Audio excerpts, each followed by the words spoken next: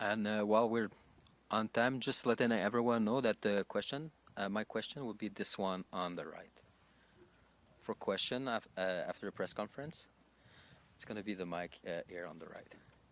Pour les questions, ça va être le mic ici à ma droite.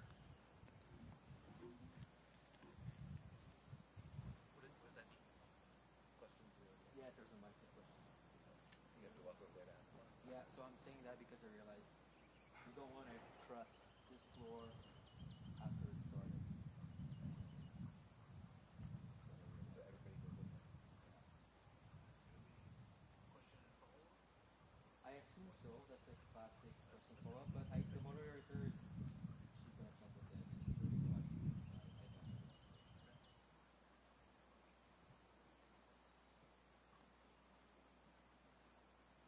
Nope. What? No.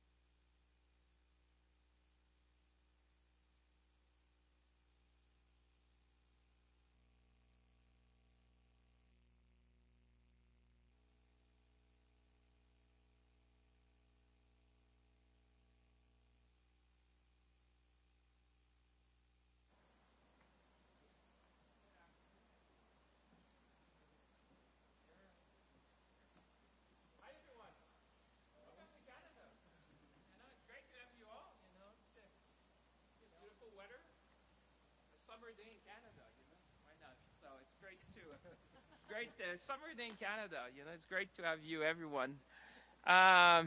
Bonjour tout le monde. C'est un grand plaisir de vous accueillir ici aujourd'hui pour première rencontre du G7. So good afternoon, everyone. Delighted to be with all of you. Welcome to Canada for those who travel from afar. This is going to be our very first press conference, and I have the privilege and the honor to be with Sergei Marchenko, my dear colleague from Ukraine.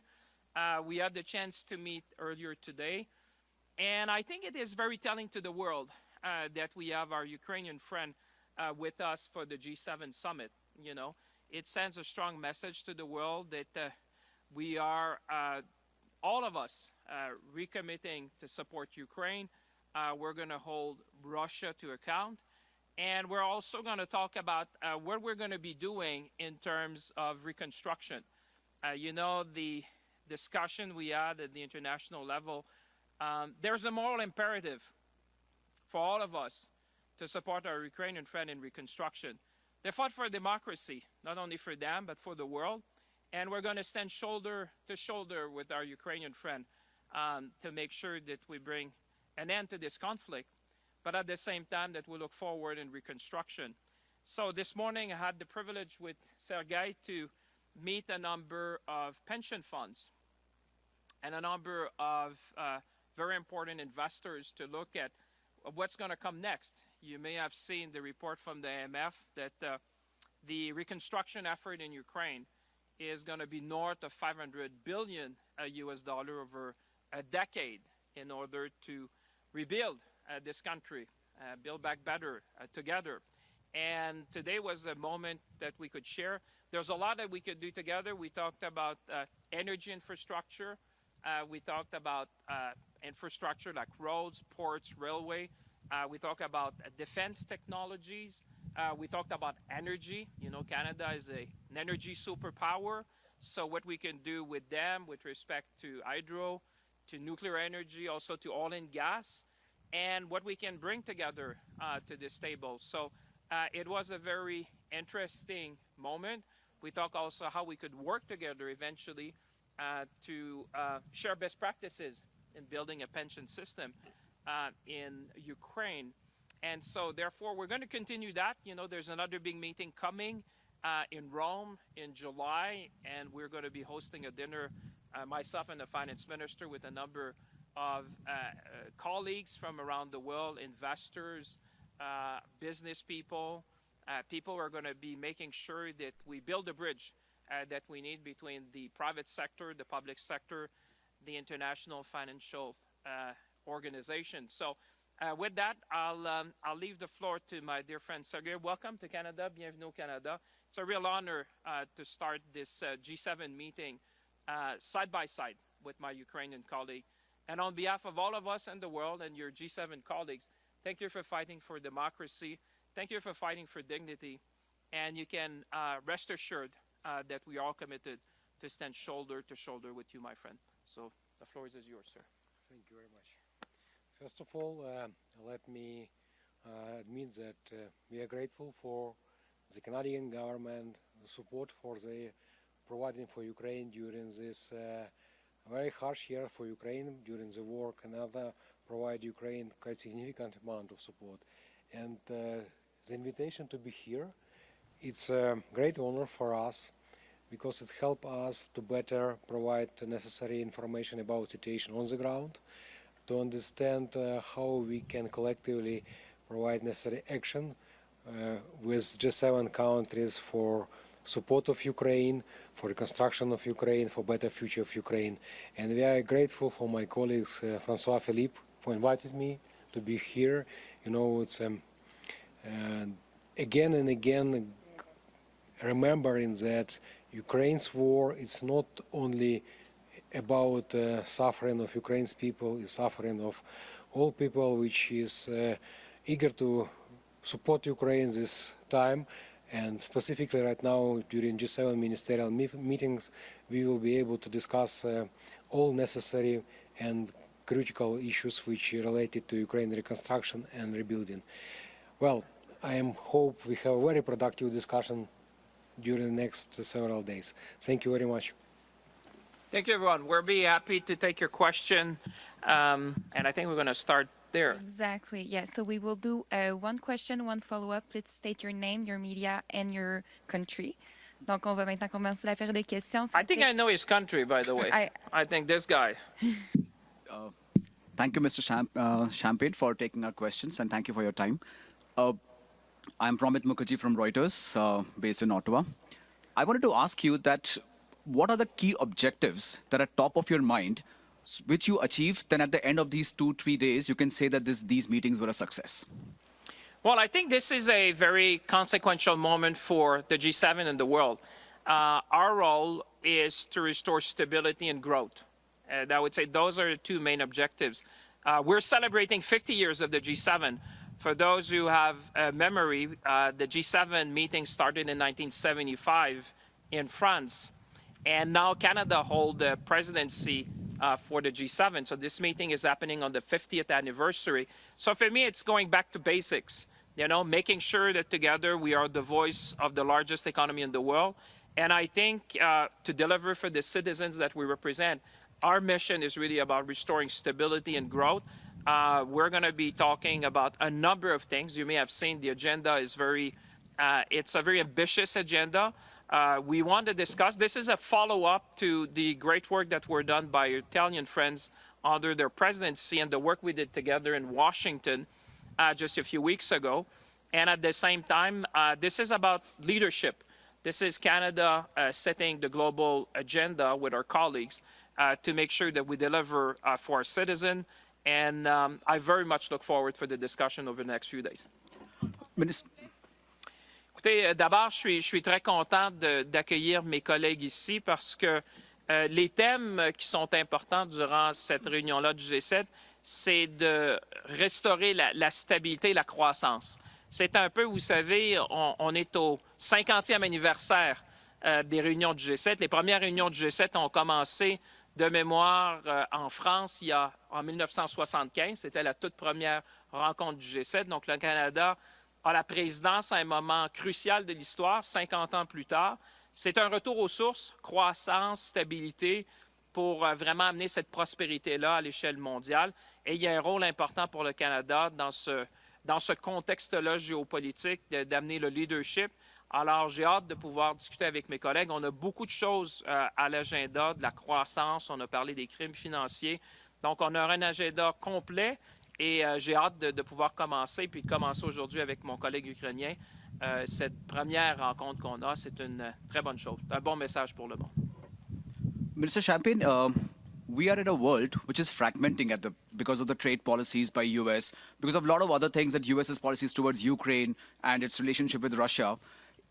As the chair of G7 finance leaders, what will be your main message to Treasury Secretary Scott Bessent? Well, I mean, we're delighted that Secretary Bessent is with us in Banff. We're delighted that we have the chairman of the Federal Reserve, which are with us. Their voice really matters. We're going to continue to engage in a very constructive discussion, as we did when we were in Washington just a few weeks ago. There's big things that we need to do together. We've been talking about overcapacity. We've been talking about non-market practices. And I can tell you, colleagues, we are in touch on a very regular basis. And we want to tackle the big things. We talk about financial crime to growth to prosperity. And that's why I said this is a G7 meeting of going back to basics, you know, what the G7 was meant for. And I very much look forward to the contribution of Secretary Bessent. All the colleagues are very eager to meet with him and to really have a chance to discuss, frankly, openly, how we can work together, how we can be united and send a strong message to the world. But not tariffs. Well, listen, we always talk about the issues that are front and center. There's no doubt that, like I said, we are united. That's the outcome when we came out of the meeting we had in Washington. But there was always tension around tariffs, as you would expect. But at the same time, there's a lot we can achieve together. There's a lot that we are looking to coordinate our actions and really tackle some of the big issues around overcapacity, non-market practices, financial crime. So the spirit around the table is constructive. The spirit around the table is action. The spirit around the table is to send a strong message to the world, and that's what is going to drive us over the next few days. Prochaine question, s'il vous plaît. Next question. Hi, my name is Imad. I'm from Al Arabi TV network. I'm based in DC. So my question is about the statement that was put out yesterday by Britain, France, and Canada about the Israeli offensive in Gaza. So my question is this something that you're going to discuss during these meetings, especially that the statement mentioned that there might be concrete actions if this offensive didn't come to an end? And would sanctions, as a finance minister, would sanctions or could it be considered as a measurement or an action to kind of pressure Israel to stop the offensive? Well, first of all, welcome to Canada, sir. We're delighted to have you with us. I will let the statement speak for itself. I think this is for the leaders to discuss. Our mission here is going to be focused on the agenda item that we have set for ourselves, which is around stability, around growth, around tackling how we can have more productivity, prosperity for the nations that we represent. So I would say this would be a discussion for the leaders more than for the finance minister, and therefore I would leave it there for the time being. Next question. Why don't you stay there? I think you come from Canada, right? Somewhere Yeah, about somewhere. Steve Chase with the Globe and Mail. I want to return to the same subject. You talked about the conflict in Ukraine, but I want to talk about the conflict in Gaza.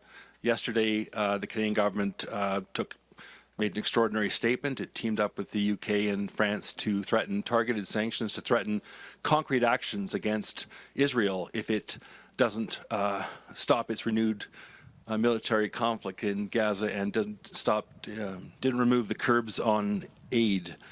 So Benjamin Netanyahu said that Canada and France and the UK are handing a gift to Hamas, effectively rewarding them for the October 7th attack. What do you say to that? Well, like I said, there was a statement issued yesterday. I would say, Steve, we've been very focused today about the G7 agenda. We have the finance minister of Ukraine with us. The whole focus of the day for us has been around the G7, work that we need to do, very important work for the world. And therefore, like I said, I would leave the leaders to comment on that. And that's really something for the leaders as opposed to really the finance ministers to comment on these particular issues. You've delayed the budget this year until the fall. Each year since the Russia's all-out assault on Ukraine, you've had money in the budget for Ukraine, extra money, financial support, so Ukraine can run its country. Can we expect that support, more financial support for Ukraine in the fall budget? And what progress, if any, have you made in seizing Mr. Abramovich's plane and transferring the assets, or seizing his assets and transferring the $26 million to Ukraine? Well, first of all, let me go back to the budget. That's a real Canadian issue. By the way, welcome to a summer day in Canada. It should pass.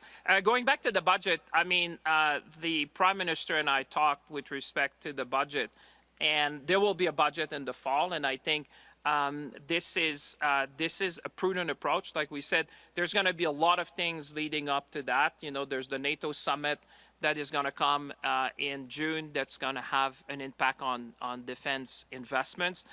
There's going to be also the review of spending and efficiency of the Canadian government. And there will also be, discussions with our U.S. friend, and we'll have a better sense of the global macroeconomic picture by then. And I think that's why we will be in a position to present a full budget, a prudent, and I think that's a prudent approach, and that's what Canadians want to see. They want us to be transparent, they want us to be prudent, they want us to be ambitious. On the statement you made, you will know because you've been following us for a couple of years now, I think. I'm not going to comment on what might be in the budget coming in the fall, but what I would say as a general statement, you have seen Canada, as many other allies, standing shoulder to shoulder with our friends in Ukraine. and the kind of support that you have seen Canada providing to Ukraine will continue. And that's why today, and the fact that we have Minister Marchenko with us here in Canada as a special guest is a big signal to the world that we are standing side by side with our Ukrainian friend, that we're going to hold Russia to account, and that we're going to all be part in this reconstruction for the Ukrainian people. Prochaine question, next question. Good afternoon, Eric Hertzberg, Bloomberg News. I'm at Ottawa. Does Canada plan to explore tariffs fees on imports of low-value Chinese products from companies like Temu, Shein? Is that something that will be discussed this week? Well, this is something that that we have started to discuss, I would say, as G7 in terms of low-value shipments that have come in our respective countries. It creates a number of issues, as you would expect, some around, the control at the border. There's other issues that come with that, as you would expect in terms of making sure that we have all the safeguards in place, that people don't use these low shipments, for example, to smuggle different things in different jurisdictions. So we are on, I would say, we have an eye on this issue. So there'll be discussions this time. We started that discussion, but certainly the low-value shipments have created a number of things that we want to discuss amongst ourselves and see how we can progress that discussions, because it's not only about the revenues, but it's really about the customs and making sure that we protect our respective jurisdiction, that these packages are not used to smuggle things in different jurisdictions. And as a follow-up, is a discussion of a lower price cap on Russian oil part of the talks taking place this week? And Mr. Champagne, would you support exploring that measure or any additional sanctions on Putin? Maybe Sergei want to say something on that. Of course, for us, it was a good idea to impose caps on oil price, and right now it's a good chance to revise this existing price cap, and it's our position. We would like to reiterate that it's a good time to make it lower, to make Russia economy suffer, because they use this money for military needs, and that's why it's important to impose stricter sanctions on Russia. Next question. Paul Vieira, Wall Street Journal. How are you doing, sir? Good. Good to see you. Good to see you.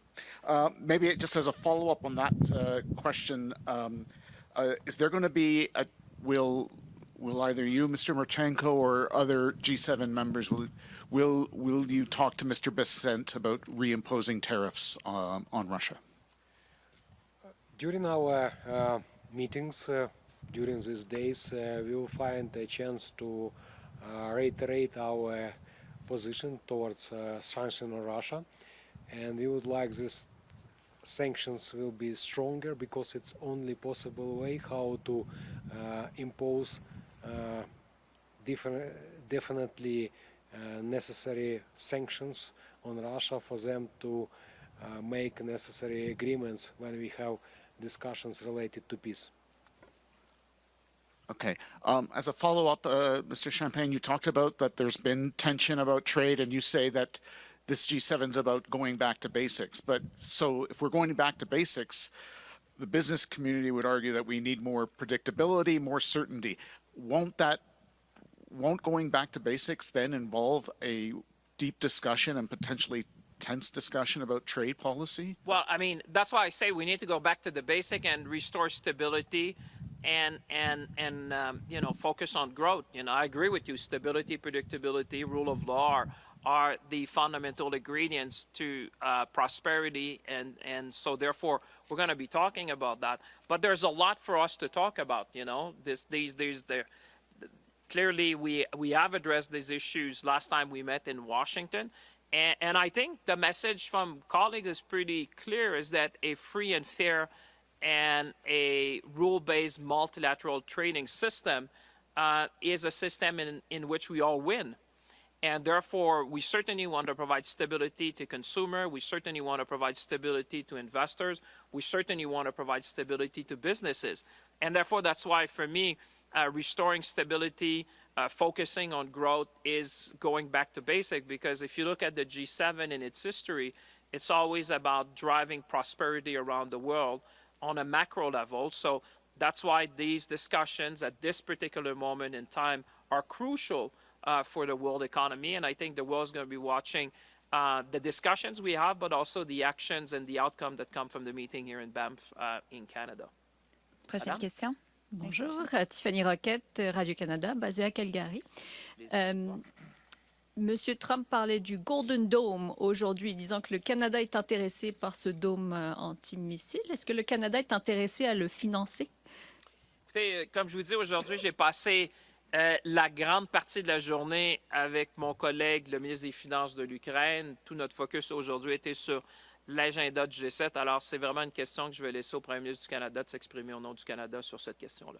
Okay. Et en parlant de l'Ukraine, vous avez parlé d'entreprises privées, mais est-ce que le Canada, ou est-ce qu'à la fin de cette rencontre, on peut s'attendre à, comme il y a eu l'année dernière, des aides supplémentaires financières, des choses concrètes, des sanctions supplémentaires contre la Russie? Qu'est-ce que vous espérez qui sortira de concret pour aider l'Ukraine? Ben, d'abord, c'est très concret d'avoir le ministre des Finances de l'Ukraine. Vous savez, c'est le seul collègue qui a été invité spécifiquement pour cette réunion-là du G7 à Banff, en Alberta. Donc, ça envoie déjà un signal, je pense, très fort de l'unité du G7 au support de l'Ukraine. Deuxièmement, je vous dirais, je ne veux pas présupposer des discussions qu'on aura parce qu'on commence à peine ce soir dans ces discussions-là, mais il y a certainement des idées qui sont sur la table qu'on va explorer avec les collègues. Et aujourd'hui, je vous dirais, c'est un pas dans cette direction-là parce qu'avec le ministre Marchenko, on a eu l'opportunité de discuter de choses très concrètes quand on a parlé du rôle que le Canada peut jouer dans la reconstruction, par exemple en matière d'énergie.